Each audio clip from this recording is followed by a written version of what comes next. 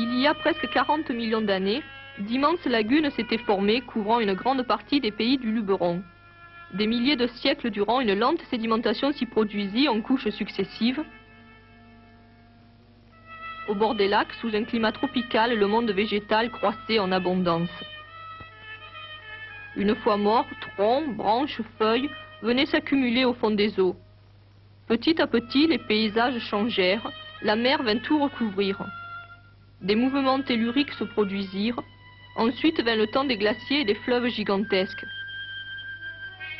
Puis les pays du Luberon entrèrent dans l'ère des petites rivières et de la forêt provençale.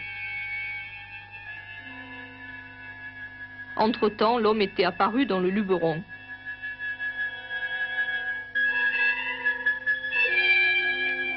Pendant tout ce temps, le bois des grands arbres et aussi le tout venant végétal, enfoui dans les profondeurs, bois d'asson, s'était en quelque sorte cuit à l'étouffer, se transformant en une pierre noire, friable, assez semblable au charbon de bois que l'homme avait appris à confectionner en cuisant dans des meules le bois de ses forêts. Cet homme, précisément, eut vite fait de tirer parti de ce carbone des terres. D'ailleurs, l'appauvrissement accéléré des grandes forêts françaises entraîna dès la fin du XVIIe siècle l'exploitation du charbon. En Provence, les propriétaires, barons de Dauphin ou seigneurs de Saint-Martin de Renacas, extrayaient le lignite d'une façon tout à fait artisanale, couvrant le pays de petites fosses, de trous, d'étroites galeries, où travaillaient, cassés en deux, une poignée d'adultes et des dizaines d'enfants chargés de tirer dehors le minerai dans de grands sacs de 20 à 40 kilos. L'entreprenant 19e siècle devait changer tout ça en industrialisant l'exploitation du lignite. L'extraction n'est plus le droit exclusif des propriétaires. Elle est soumise à concession et à un permis d'exploitation. Sur le bassin de Manosque, plus de 15 concessions sont accordées et les demandes se multiplient.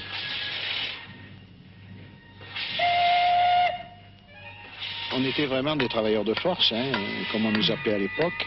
Et un mineur de fond, quand il avait travaillé 5-6 heures avec le pic, avec la tranche, ce qu'on appelait la tranche, c'était un outil pointu de chaque côté avec des manches.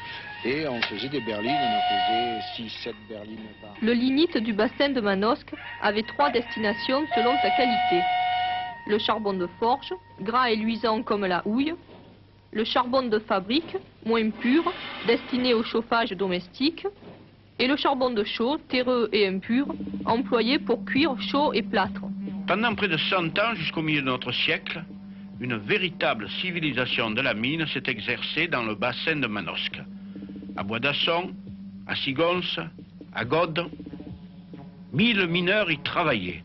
Ils avaient là leur cité, leur commerce, leurs écoles, leur cinéma, leurs syndicats. Puis il y avait des réunions syndicales au cinéma, dans la salle de cinéma. Je suis resté 15 ans délégué du syndicat des mineurs. Alors obligatoirement, les points de vue du délégué n'étaient pas pareils que ceux de la direction. On s'est gelé. Et quand le charbon était mouillé, vous voyez, on plaquait nos mains contre la barre du criblage et nos mains restaient collées, tellement il faisait froid. Derrière, c'est sous les maisons pour les mineurs qu'ils avaient fait là, pendant la guerre.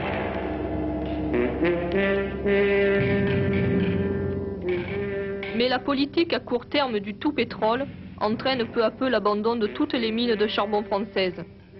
En 1949, Bois d'Asson ferme. 31 octobre 1949.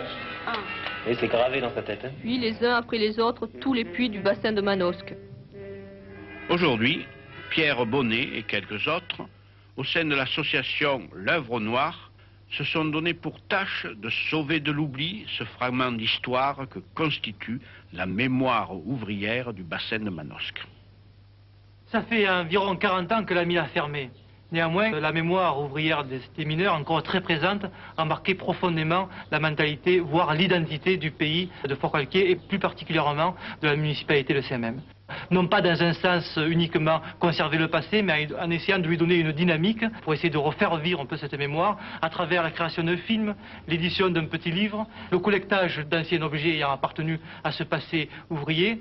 Et voici une maquette représentant l'aménagement du site qui comprend par exemple la création d'un petit théâtre de plein air, d'un circuit de découverte de la colline, un circuit pédestre, ainsi que la création d'une colonne, d'une sculpture, un espace prévu également pour le parking des voitures, ainsi qu'un aménagement d'eau avec la création de petits bassins.